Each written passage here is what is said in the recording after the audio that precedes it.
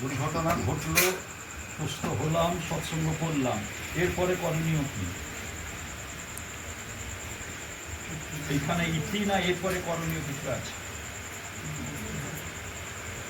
এইটা হচ্ছে জানা।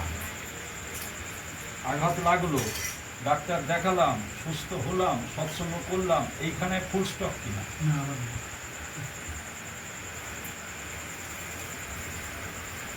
জীবনে এই আঘাতটা যে পেলাম, তো এইটা সতর্ক থাকতে হবে। প্রথমে হচ্ছে ইষ্টবিধি বাড়াতে হবে। বাস্তব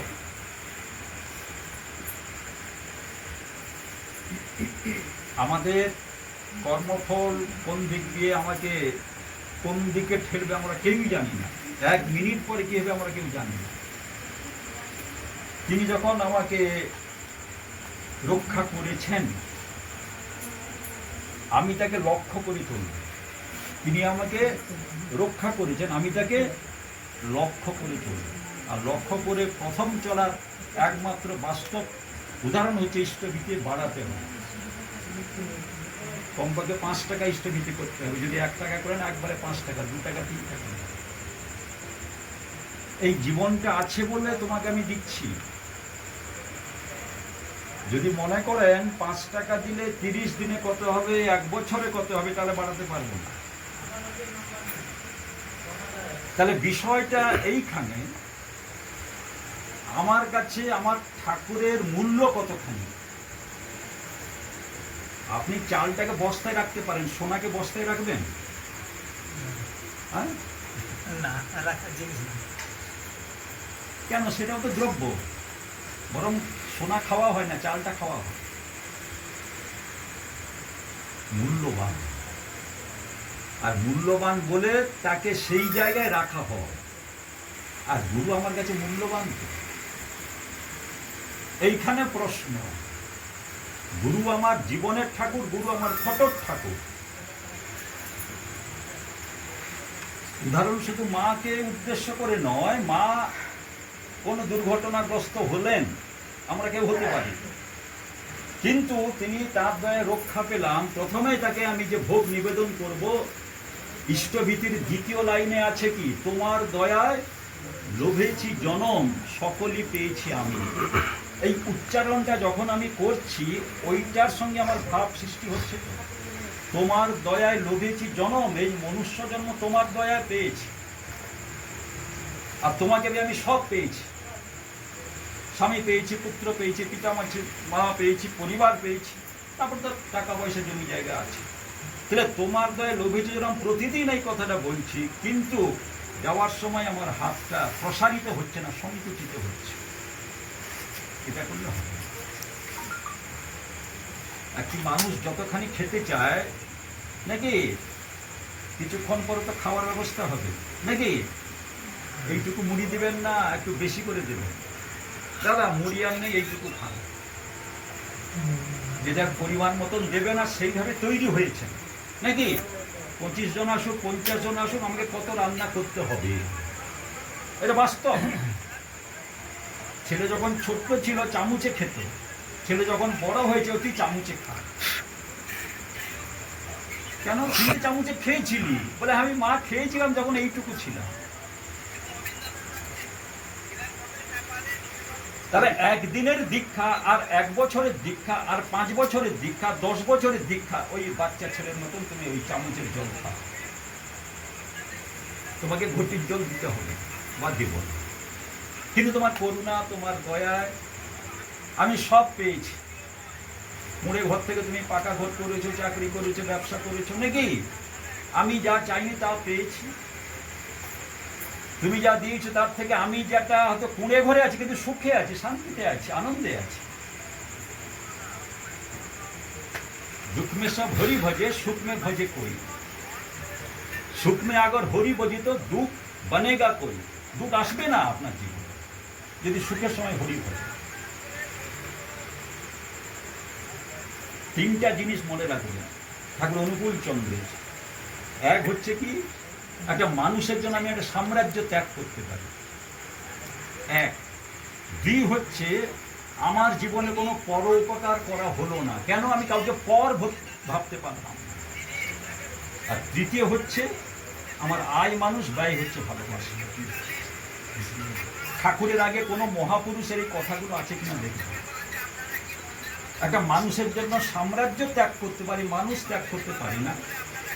দ্বিতীয় হচ্ছে আমি কোনো পরোপকার করতে পারলাম না, আমার জীবনে কাউকে আমি পর ভাবতে পারলাম।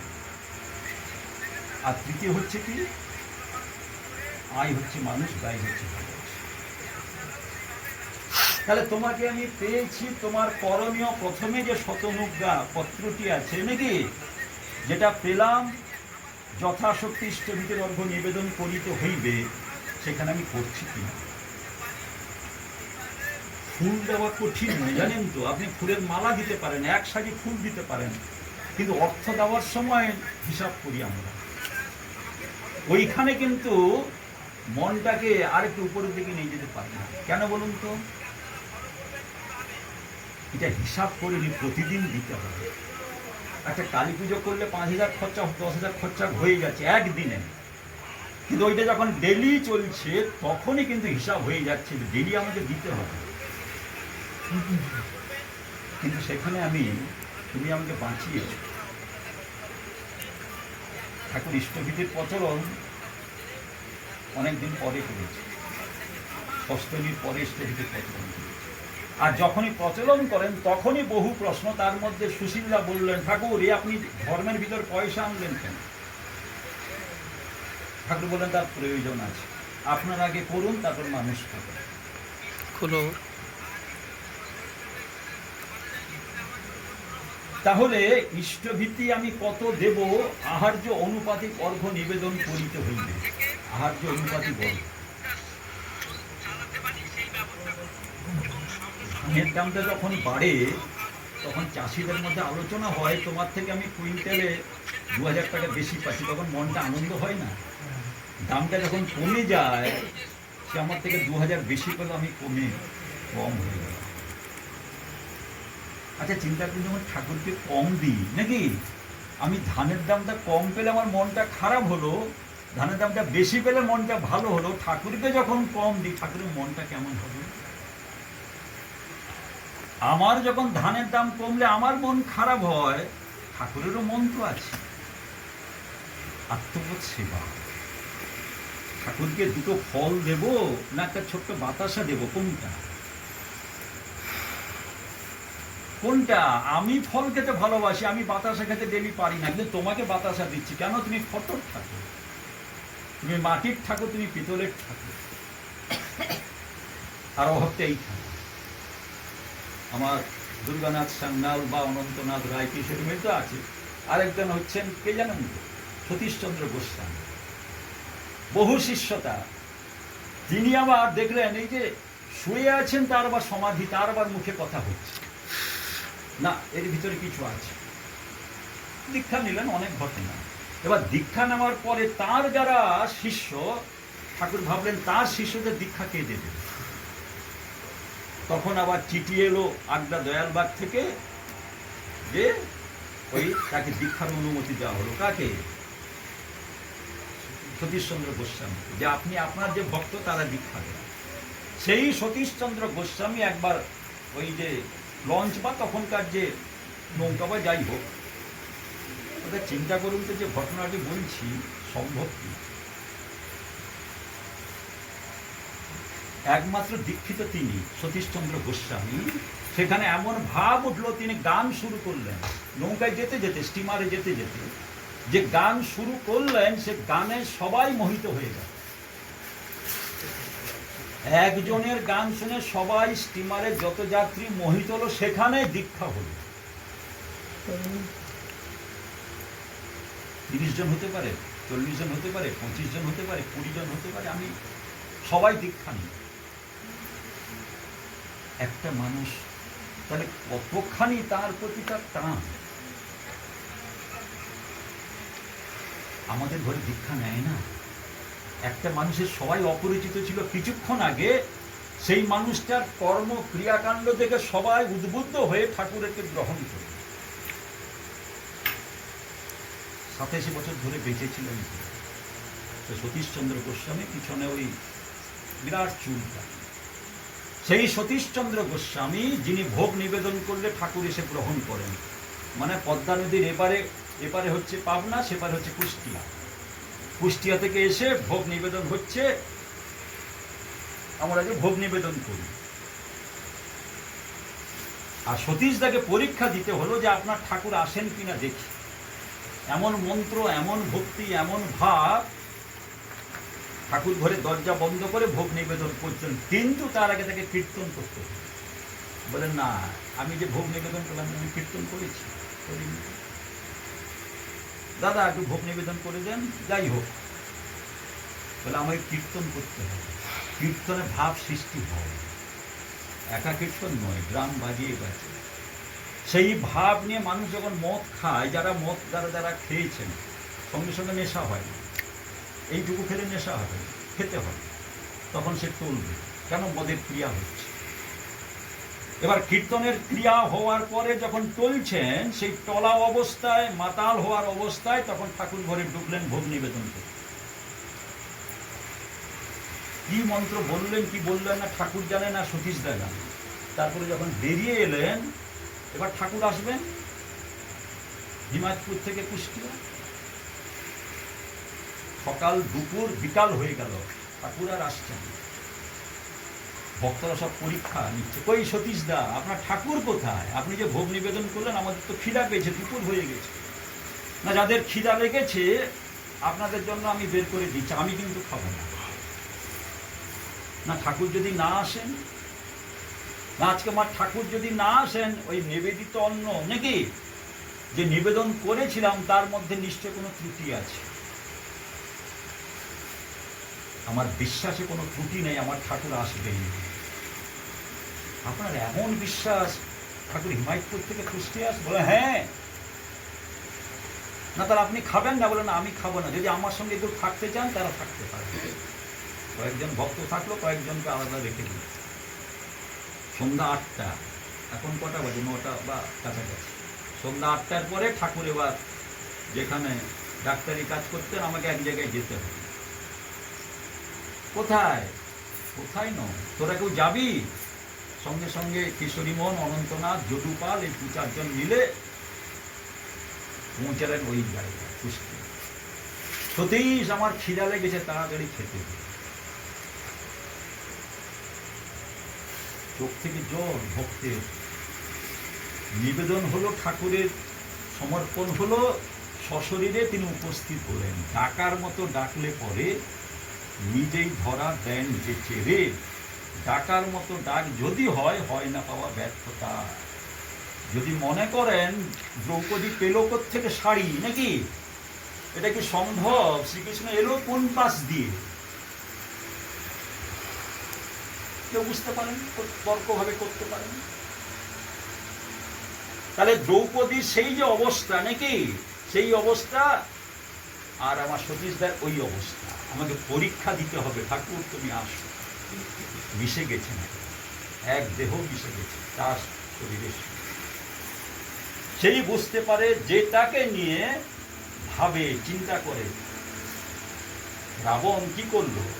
রাবণ নিজে কিন্তু চুরি করতে যায়নি, এটা ছদ্মবেশ ধারণ করেছে, না হলে সীতা দেবী চুরি হতো না। ছদ্মবেশ ধারণ করেছে, সেই ঋষি বা মুনিকে বিশ্বাস করেছে সীতা, তারপরে এসছে। আমাদের জীবনে প্রয়োজন কি জানেন? ঠাকুরকে রাখবো কোথায়? দীক্ষা তো নিয়েছি, ঠাকুরকে রাখবো কোথায়? আমার হৃদয় স্থান দিতে পেরেছি তো? আর হৃদয় স্থান দিতে পারলে তার চিন্তা, চলন, ভাব, কর্ম সব পরিবর্তন হয়। বাবা দীক্ষা দিয়েছে 20 বছর আগে, ছেলে দীক্ষা নিল 2 মাস আগে। ছেলের পরিবর্তন হচ্ছে, নাতির পরিবর্তন। আজকে যেখানে সৎসঙ্গ ছিল দুপুরে, 6 জন ঋত্বিক দেবতা জানেন, কাঁথির উপর। সেই ছেলেটি 1985 সালে 4 তলার উপর থেকে নিচে পড়েছে কাঁথিতে। তারই বাড়িতে একটা সৎসঙ্গ ছিল। 4 তলার উপর থেকে পড়েছে, দারোয়া হাসপাতালে গেছে, মাথায় ব্যান্ডেজ। সেই মানুষটা বাঁচলো, সেই মানুষটা চাকরি করলো, সেই মানুষটা বিয়ে করলো, সেই মানুষটার বাড়িতে শুভদা গেলেন গত বছর, এই 4ঠা জ্যেষ্ঠ দীক্ষা দিলেন 21 জনের। সেই আজকে 1 বছর পূর্ণ হলো, সৎসঙ্গ করলো, 6 জন ঋত্বিক দেবতা। আমাদের কথা ছেলে শোনে না, আমাদের কথা উমুক শোনে না, কত অভিযোগ কোথায় আচার্যদেবের কাছে। ওই ছেলেটা দু ছেলে শুনলো কি করে? তুমি যেমনতর প্রকৃত হবে, ওই যে যেমনতর কথাটা, তুমি যেমনতর প্রকৃত হবে প্রকৃতি তোমায় তেমনতর উপাধি নিশ্চয়ই দেবেন, নিশ্চয়ই দেবেন। তাহলে একদিকে যেমনতর, একদিকে নিশ্চয়। তাহলে প্রকৃতি আমাকে উপাধি দেবে, আমি প্রকৃত হয়েছি তো। তুমি এবং আমি মাঝখানে স্ত্রীকে নিয়ে চিন্তা করব না, মাঝখানে ছেলেকে নিয়ে চিন্তা করব না, মাঝখানে ব্যবসা নিয়ে চিন্তা করব না। তুমি এবং আমি যখন নাম করব তখন ভক্ত ভগবান, আর কেউ নয়। আমি যখন চলে যাব সবকে ছেড়ে চলে যেতে হবে, চোখটা বন্ধ করে। 2 দিন 4 দিন 10 দিন কাঁদবে, তারপরে সব কাঁদা ভুলে যাবে। কেন না? অর্থ, জায়গা, জমি নাকি সব ভুলে যাবে, আবার এই মোহ সাগর সব ভুলে যাবে। ঠাকুর তো চলে গেছেন 81 বছর লীলা করে, সবাই মালা এ করছে, সবাই এ করছে। কেন বলুন তো? কর্ম করেছিলেন। আজকে আমি স্বামী হিসাবে, আজকে আমি পুত্র হিসাবে, আজকে আমি স্ত্রী হিসাবে, আজকে আমি কন্যা হিসাবে, পরিবার হিসাবে দৃষ্টান্ত আছে তো যে আমি ভক্ত। সেই উপমা আমি দিতে পারবো তো? আমার উদাহরণ মানুষ দেবে? তোমার কোনো উদাহরণ যদি কারোর মঙ্গল হয় তার নিকট তার গোপন দেখুন। এমন কিছু করেছি তো আমার কথা মানুষ কাঁথিতে গিয়ে বলবে। আজকে কাঁথির কথা আমি এখানে বলছি তো, কত কিলোমিটার দূরে।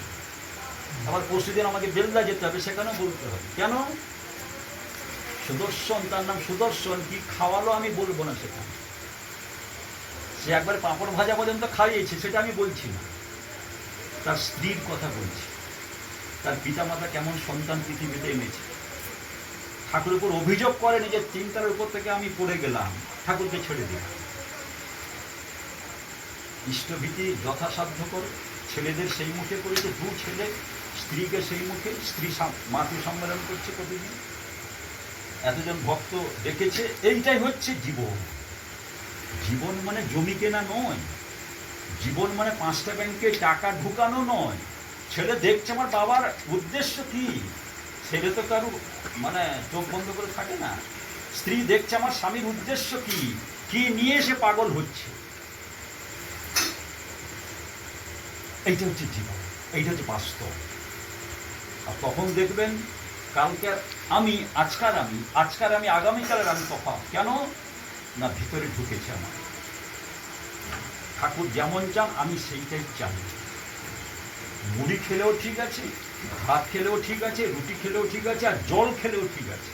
স্ত্রী রান্না করতে পারেনি, সেখানে কোনো বকবো না। বৌমা দেখবে আমার শ্বশুর মশাই, কালকের শ্বশুর মশাই ছিল, আজকে শ্বশুর মশাই, ওই শাশুড়ি মাকে তো বকছে না। ভাব সৃষ্টি হলো বৌমা, এমন হতে পারে। আজকে অনুরোধ করি, আবার প্রথমের কথা, যে মা আঘাতপ্রাপ্ত হয়েছিলেন, একবারে কোনো কিছু চিন্তা না করে ইষ্টভীতি। আমার বাবা এটা বাবার কাছ থেকে শোনা, ঘরে কোনো বিপদ হলে ইষ্টভীতি পাড়ানো। ইষ্টভীতি পাড়ানো মানে ইষ্টভীতি সংগ্রহ করতে পারবো কি না। কখন 11টায় জল খাচ্ছেন, বেলা 11টা, কেন? ইষ্টভীতি করতে পারেনি, এমন দিন আছে। 11টা খিদা লেগেছে, খেতে জলও চলছে না। তুমি যদি জীবন নাও নিয়ে নিবে, কিন্তু জল আমি খেতে পারবো না। আমি গেছিলাম ডায়মন্ড হারবারে, বলছে আপনার বাবা আমার বাড়িতে এসছেন 11টার সময়, ইষ্টভীতি করেনি। তাকে আমি জল নিয়ে গেছি, জল খাবেন তিনি, বলে না আমাকে টাকা দাও, ইষ্টভীতি করি তবে আমি। বেশি না, 3-4 মাস আগের ঘটনা। এবার for the lord, not for others. এবার for the lord, show for others. ভক্ত প্রহ্লাদ কি জন্য বিখ্যাত? হরি হরি হরি। পঞ্চপাণ্ডব কি জন্য বিখ্যাত? সেই গীতা। আচার্যদেব কি জন্য বিখ্যাত? তার নিজের জন্য নয়, পরম পিতাকে পরিবেশন করা। এইটাদের জীবনে শরীরে কোমরে কষ্ট হচ্ছে, কিন্তু কষ্টকে হজম করছে। নিষ্ঠা সহ নাম পুরাই মনস্কাম, অনুরাগে করবে নাম তবেই সিদ্ধ প্রকাশ।